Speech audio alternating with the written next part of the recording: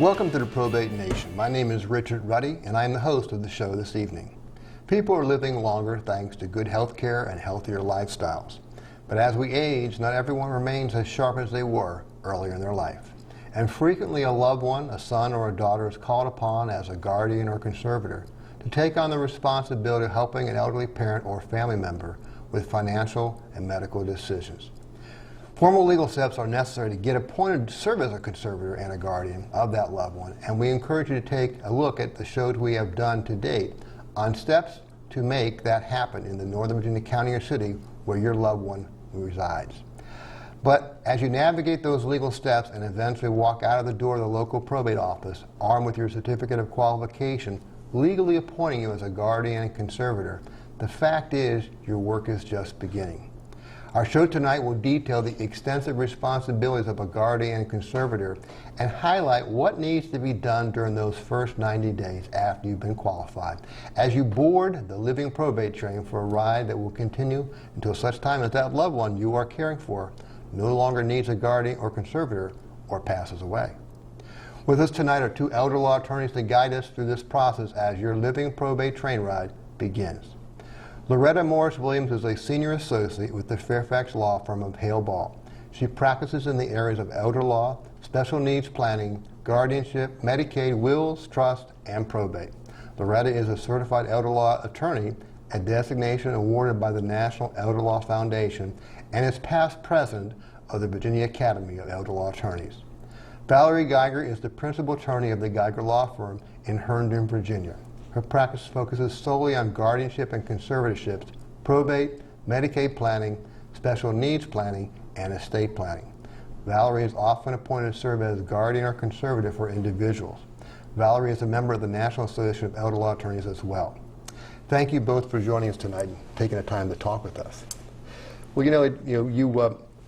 we have that certificate of qualification as a guardian or conservator, and you walk out the front door and you think, boy, oh boy, I'm in charge, and off we go. But boy, oh boy, there's a lot of things to be done.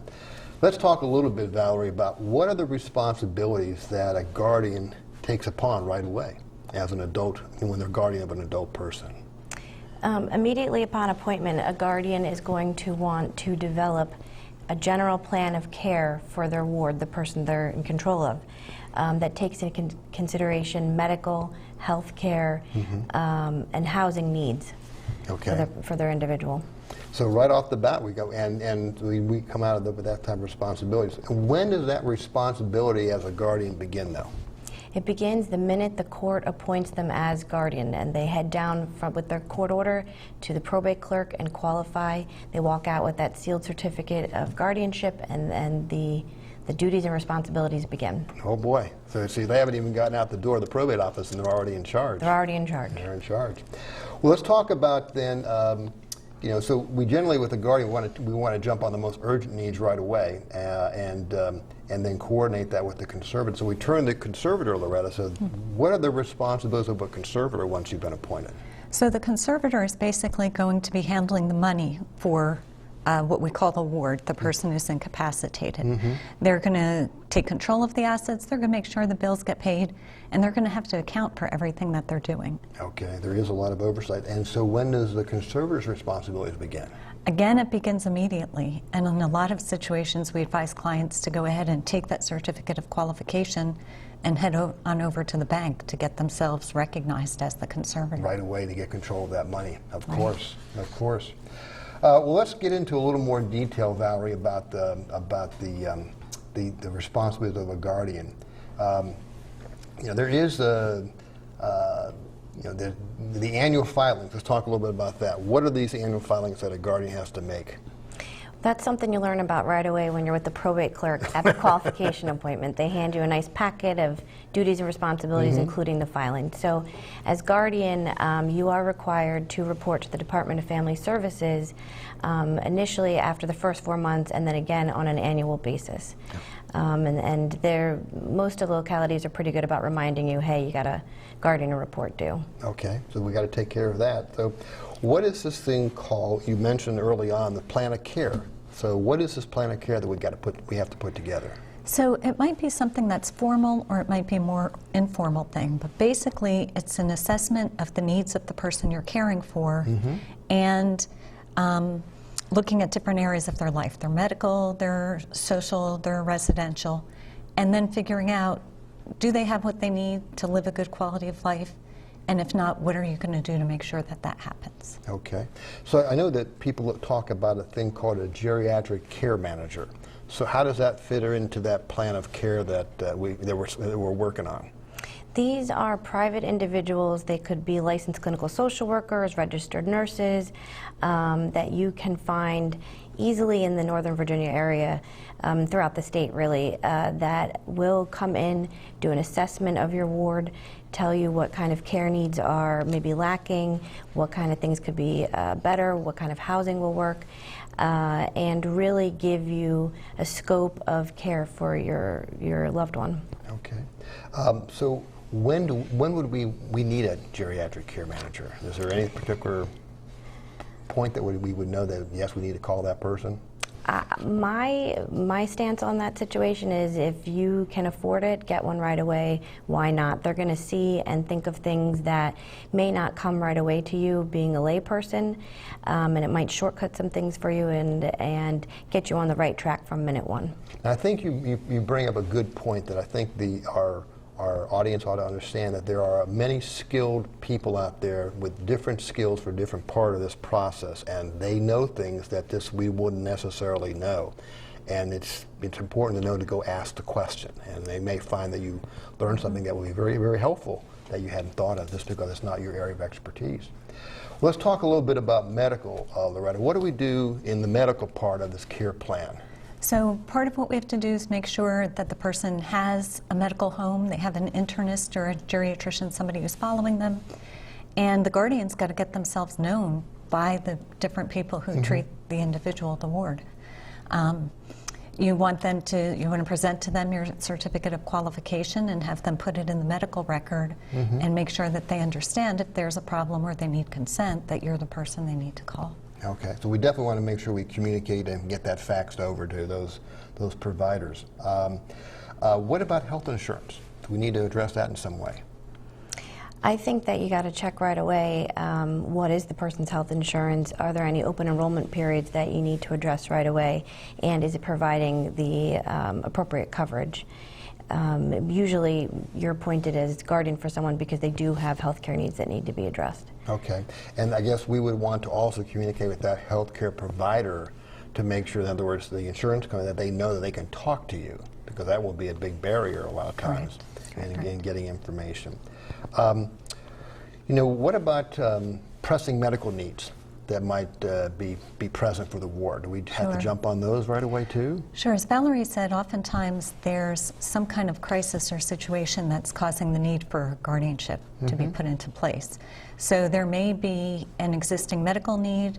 There may be medical neglect. This person hasn't been getting the care that they need. So that's going to be one of the very first things the guardian's going to want to do, is address whatever need brought us into this situation. Okay. Well, the next thing I have on my list is housing. We need to put this ward someplace. They're either living someplace or they need to go someplace. How do we address, what do we need to do about housing? I think, again, that's where the geriatric care manager can help shortcut some things for you, but you really need to, if the person's in their own home, do an assessment of, is that still a safe place for them to receive care? If not, kind of learn the lay of the land, so to speak, about independent living, assisted living, nursing home care, and decide, what will fit in this person's budget, what will keep them safe, and what's going to probably take care of them from now until hopefully they're passing. And I think you mentioned a couple things is where the conservator comes in. We need to know what is our budget as we begin to look at options. Now, I know you guys had very kind enough to share with us a bunch of resources that are available to help people search for senior housing, and we'll post that on the website in due course. But there's a group called ElderLink that is available to provide some great resources. There is a guide to retirement living. There's also a Medicare nursing homes compilation that gives you some insight about that. And then, of course, I think each of the local jurisdictions have their own Office of Aging. That also is a great resource, depending on whether you're in Fairfax, Alexandria, Arlington, Loudoun, or Prince William. So When we talked about financial constraints, we got to make sure we can work with the conservator, and we put our conservator hat on to make sure the money works. What about Medicaid? How do we deal with applying for Medicaid if that's necessary? So for some people, Medicaid is going to become necessary, usually for people who need nursing home care, but sometimes people living at home.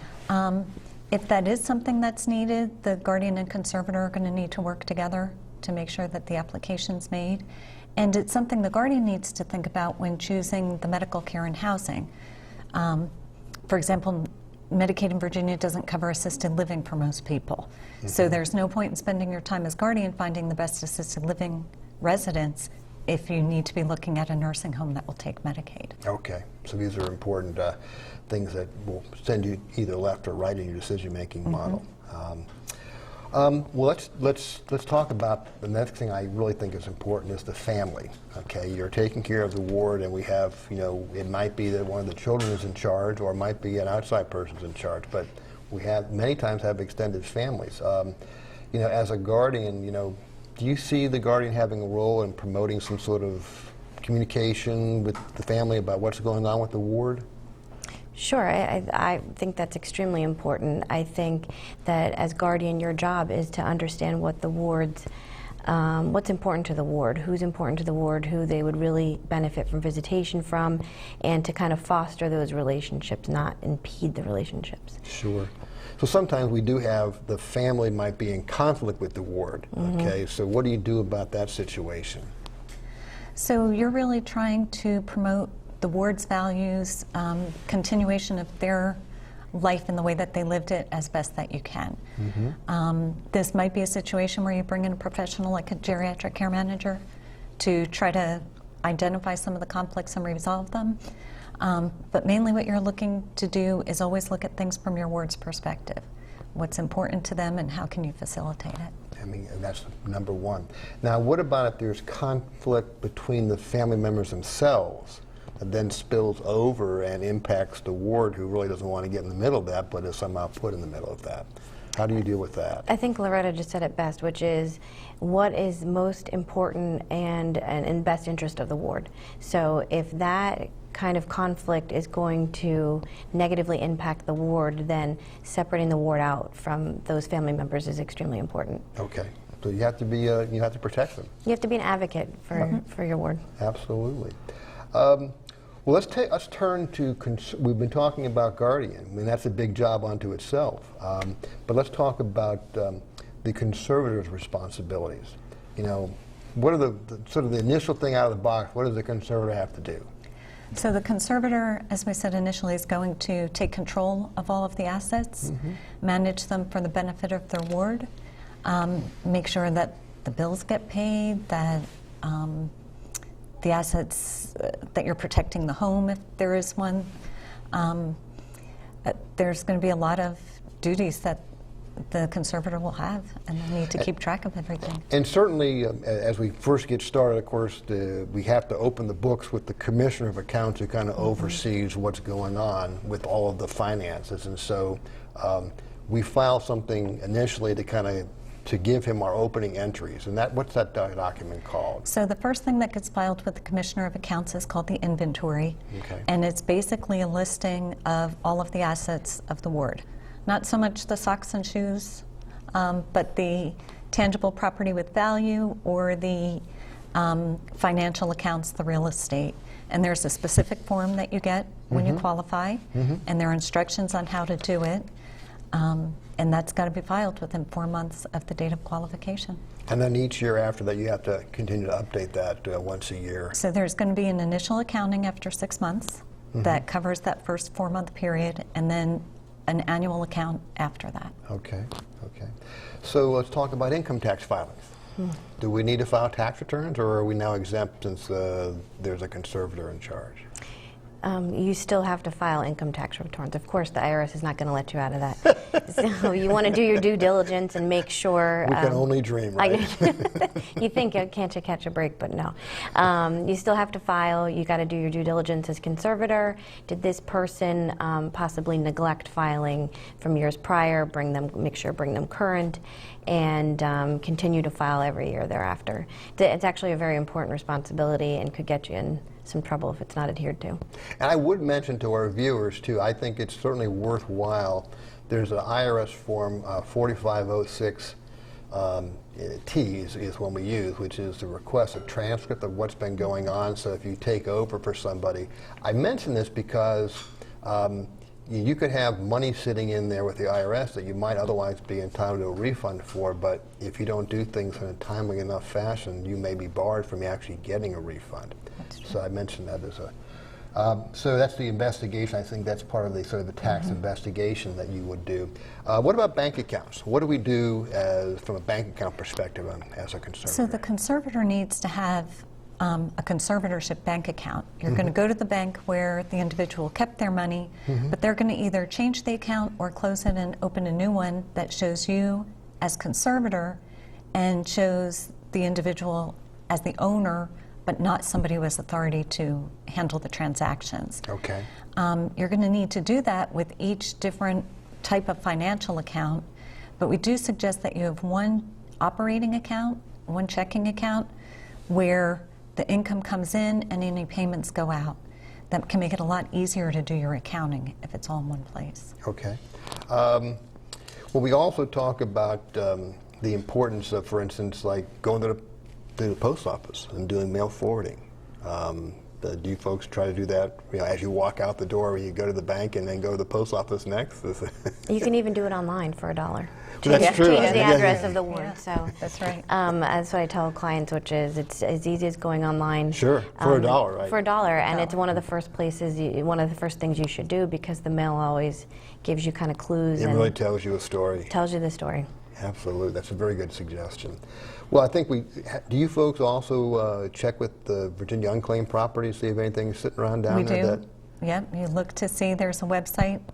You can just Google Virginia unclaimed property. They'll give you an idea if there's something there, and then some paperwork that you follow up with, and you can claim it if there's something. So I think that's really a good thing to do as well. The other thing we see a lot, of course, is there's a lot of direct deposits that are going on, and so you need to kind of begin to take a look at that, or what do you guys do about that? Anything special? I think you need to be careful when you're establishing that conservatorship account if they're already direct deposits. Some banks make you open a separate conservatorship account, which may impede or stop some of those direct deposits. So you want to check that out as early as possible. So when you go to the bank, you get a copy of the bank statement so you can see what direct deposits have been coming in, so you know who you need to get a hold of. Correct. Okay, well, let's talk a little bit about, get into some, we talked about the big picture. We have a lot to cover yet, and so the first week out, okay, you walk out the door the first 7 days, okay, where does the Guardian start? The Guardian's going to start by whatever the most immediate need is. As we said, there's a good chance that something brought us into court. So whether it's housing or medical, they're going to just go for the most immediate need first. So we try to solve our most pressing problem, whatever is the squeakiest wheel at that particular point in time. How about conservator? First week out, what is the conservator going to do? Running to the bank, getting yourself designated as conservator on the accounts, changing the mail, making sure or checking through what bills you may have in your hand, see if anything is in a red alert or might be the electric turned off, some things like that. So putting out all the financial fires that may have started. Okay, and that definitely is important. Okay, so let's go. We after the first week, we got the next month. What's the Guardian doing? So over the next month, we're really focusing on assessing the general needs of the ward and starting to build that care plan, get in the resources we need. Do we need more help at home? If we're in a nursing home, doing an initial sit down with them. Okay. And how about the conservator? The next month after that first week of activity, what are we doing? Well, once you've kind of taken stock in what the assets are, what the liabilities are, then developing a budget, probably for the lifespan of the person, but then also monthly. You know, what are we going to spend on a monthly basis? Talking to the guardian, making sure that an appropriate budget is set for health care and other financial expenses. Okay. And then for the ensuing remaining period of that first 90 days, do we just continue on sort of refining what we started during that first, 4 or 5 weeks? The guardian's going to continue with that. It would be likely that within the first 90 days, you'll have a stable housing situation. You should have some connection with providers, with medical providers. At the end of the 90 days, would hope that we've got a good living situation that, at least for the short term, is going to be working for them. And conservator, similar? We want to get the money in? Get the money in working order so that you can pay for the health care and make sure that that's flowing, and if there's benefits to apply for, get that application going. Good deal. Well, I think we want to talk a little bit about lawyers don't do this, or people don't do this for free, because it takes a lot of time. Being a guardian is very time-consuming, and certainly being a conservator can be very time-consuming. Talk a little bit about fees. What can a guardian charge? In Fairfax County, there's an actual fee schedule for what a guardian can charge. It's on the Commissioner of Accounts website, and you would need to follow that very carefully. There are set rates and numbers of hours per month you can do. Other jurisdictions might not have it spelled out as much, so you'd want to check with your Commissioner of Accounts to see, may you take a fee, and if so, how can you calculate it? Okay. And how about for the conservator? It's the same. You want to go to the Commissioner of Accounts website and see what the published fee schedule is for conservatorship. You can also, guardianship and conservatorship-wise, if your ward is got an extensive financial crisis or healthcare crisis that requires a lot of time, maybe you want to talk to the commissioner about increasing the fee to meet the scope of services that you're providing. Okay. Good. Well, I know we talked a little bit about the reporting requirements, and we talked about Department of Social Services. We have that initial report that's due within a few months after you have been appointed, and then you have to file every year to let them know how things are going and what you're doing. And then, of course, the Commissioner of Accounts, we have that initial inventory and a short period of accounting, and then we pick up an annual filing to let him know. And he's going to review everything very, very closely. I know that Loretta, you made a big point about the fact that you really need to be able to document all of your expenses, right, and have receipts to support that. Well, let's talk a little bit about some of the common problems and pitfalls that we see. Tell me what you guys see as what are some of the things you see that are problems for guardians?